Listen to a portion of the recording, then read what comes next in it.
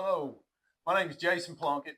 I'm the general manager here at DeKalb Farmers Co-op, and we want to come to you today and start a new series that we're going to be doing here on just general topics in agriculture. You'll be seeing myself and Cody and James and Brad from the three stores coming to you, bringing you different topics, different things about whatever you're doing on a farm, whether it's something in your garden or it's your cow herds, your horses, your goats. We want to bring you any kind of useful information here in just little short 8 or 10 minute little videos. Maybe you can learn something from it, but we're calling this the Just Talkin podcast here. And today for our first podcast, I have Andrew Dempsey with me. He's from Alabama Farmers. He is the Vice President of Management Services from Alabama Farmers. And we just want to give you a little introduction of what a co-op is. The co-op's been around for a long time. I think DeKalb County's been here for 85 years. Yeah. And we just want to tell you just a brief history of the Alabama Farmers Cooperative and the DeKalb Farmers Cooperative and how we all work together to service you, the growers and the members.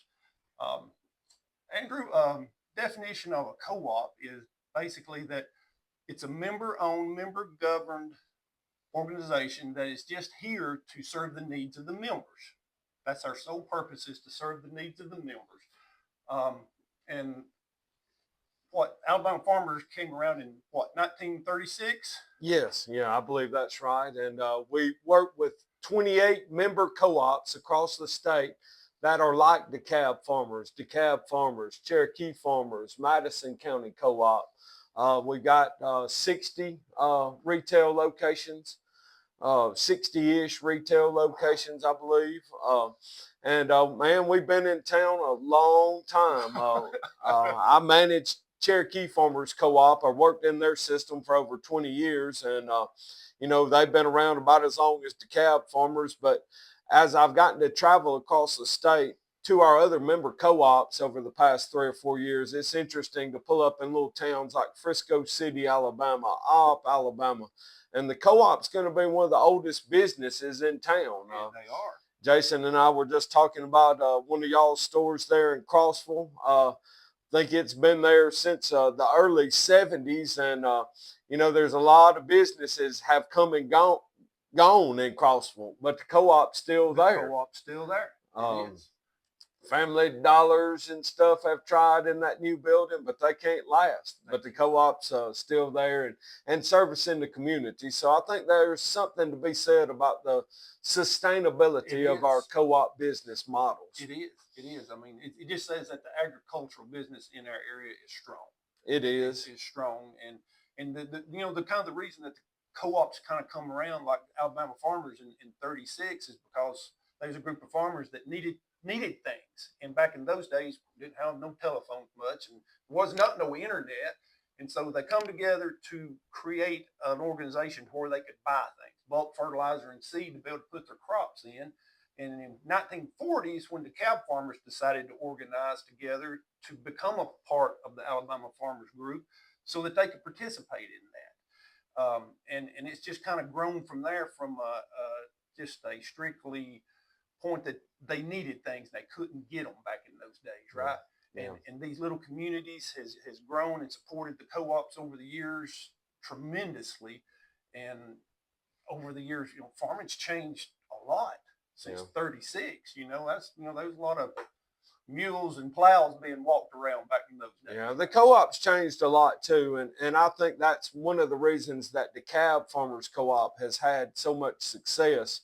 We've changed with the times. I mean, as lawn and garden stuff has gotten more popular, we do a big lawn and garden business at all 3 of Jason's locations, but they got a lot of diversification. And, Alabama Farmers Co-op, we try to hire, our member co-ops all get by different ways. We've got a co-op in Greenville, Alabama, and probably more of their business is based on deer hunting than anything else. So, there's good local management at all of our stores. They pick a way to earn a living and move forward. We don't try to do it with a cookie cutter approach. If there's more chicken houses in the community, then they might sell more chicken house supplies. But it's just diversification's been a key to sticking around. To the success of it. Just like I said, the whole farming thing has changed, and you don't necessarily have to be a member to shop at the co-op. There's a lot of people have misconceptions that you've got to be a member, that you've got to somehow buy a membership or do certain things, jump through hoops to be a member. But anybody can come in and buy things from the co-op. Just walk in the front door with your wallet or your purse, and we're happy to see you. And that it has been a common misconception over the years that you needed to be a member. And it's interesting. A lot of us that have grown up in these small communities, we know the co-op, but occasionally we'll have somebody new move in, and they'll walk in the front door and they think they need to fill out some paperwork or something, to shop here. But we're open to everybody, and we appreciate, everybody's business, all the way from the small backyard gardener to the man that's farming 2,500 acres. We need everybody and try to treat everybody the same. Yeah. That like you said, people move into a community, and now in the modern times, there's a lot of people separated from farming. They've got jobs in industry and whatever, and they've left the farm, and they just don't understand the farmers co-op, how we operate, that we're just here to serve the needs of the agricultural community. Is what we're here for. Yeah, it's interesting to watch people that have not been in a co-op before, because we're going to load everything that we sell. And we're going to speak to most everybody that walks in the front door. And that has gotten to be so uncommon that it kind of freaks some people out. When you walk up to somebody and you say, "Hey, can I help you?" People aren't used to being served that way lately. But that's how we operate. And I think that's one of the keys, that we've been around a long time, and we're going to continue to operate that way. But it is different to see people that are not familiar with how we operate walk in the front door, and they feel like they've been put on the spot when we say, "Hey, how can I help you?" They do, and that's part of the co-op strength, I think, is our employees, the people that work here. They're local people, they're from the community, and these people are smart that work here, that work at the counter up here. If you've got a question about your garden, or some bugs eating something in your house, or fleas, or whatever issue you got on a little small scale, these people at the counter, they know probably what you need to fix your problem. Absolutely. These drivers, the delivery guys, the folks that work in the warehouse, they're so smart. I mean, I'd say our employee base is probably our biggest asset at these stores. I would agree. And I tell you what, a term that I've started using a lot lately, and what differentiates people, I think, is we got a lot of folks that have just a servant's heart, man. They want to help people. And, there's so much information available over the internet now, and they can look it up for you, but we got a lot of people with servants' hearts that truly want to help the customer, and people can tell it when they walk in the door, who wants to help them. They can. I mean, the co-ops are locally governed, by a set of local farmers, in the community that knows everybody. Probably everybody knows somebody around that is part of the cooperative system. I mean, it's just a local family, really. And all the money that the co-op stores generate stays local. It doesn't go off to some big corporate office somewhere. It stays in the community, and we support little local peewee teams, cheerleaders, the Boy Scout, all these things in the local community we are a part of. And we're proud of that. Co-op. And I think we should be. Our money does stay local, and I mean, we're not publicly traded, so our money stays local, and that's a big deal.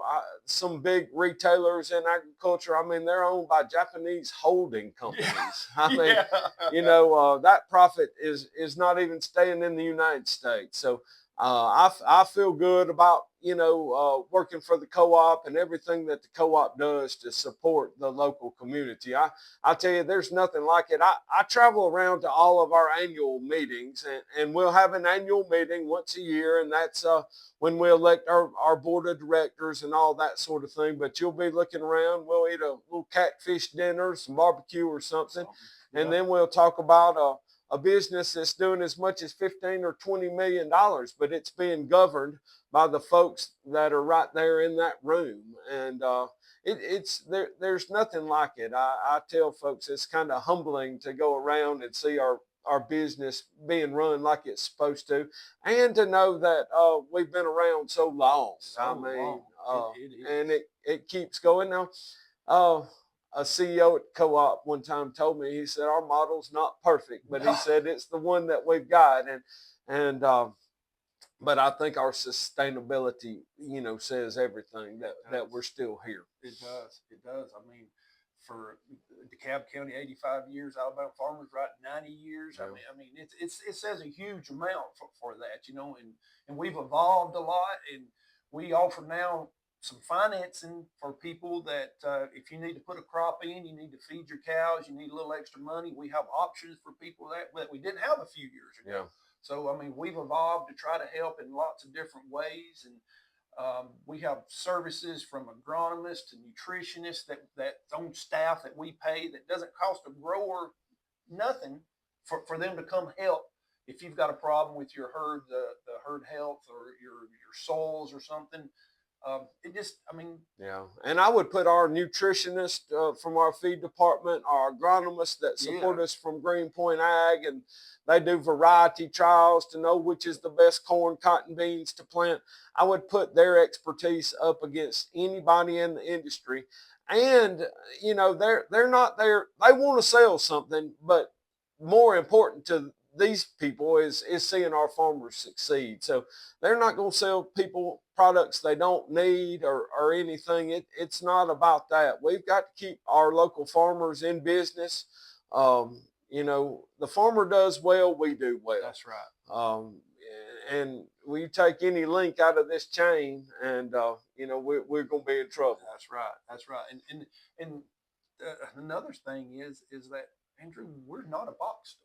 We are not a corporate business. We are not some store that you come in and you want to buy a bag of dog food or a jug of Roundup or something.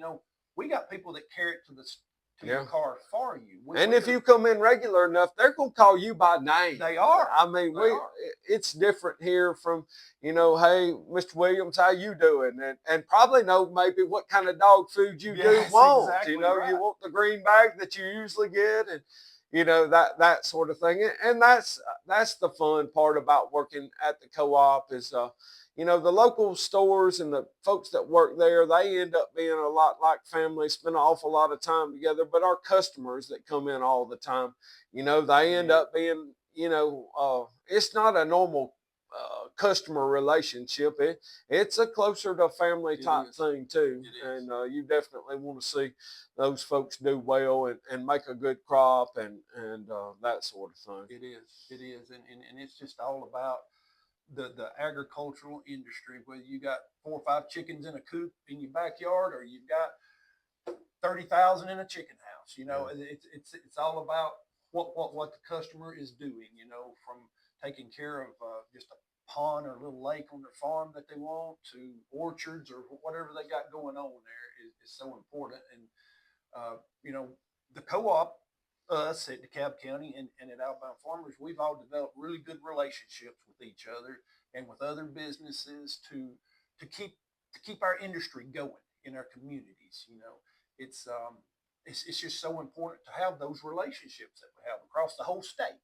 I agree. I mean, it's a tough world, and the co-op's doing what they can to make it a little easier and a little lighter, just because we are a local community business, and maybe we can keep it going for another 85, 90 years, Andrew. I hope so. Long after me and you are gone, anyway. So. I guess. And we definitely need everybody's support. So we appreciate what the customers do for us. Without our customers, without our farmers and all, Jason and I don't have jobs. So we appreciate y'all's business. Every bit of it. Every bit. Well, we hope we give you a little bit of information today about the co-op's history and where we're going. And, maybe we can help you anyway. You come see us here at the DeKalb Farmers Co-op from Rainsville, Crossville, and Apperville, and we'll be glad to help you. And Andrew, thank you for coming by and talking to me today. And enjoyed it. I enjoyed it. Good deal. And like I said, we'll be showing y'all some more of these little podcasts here all through the next several months here about just different topics, and we appreciate your feedback on them at any time.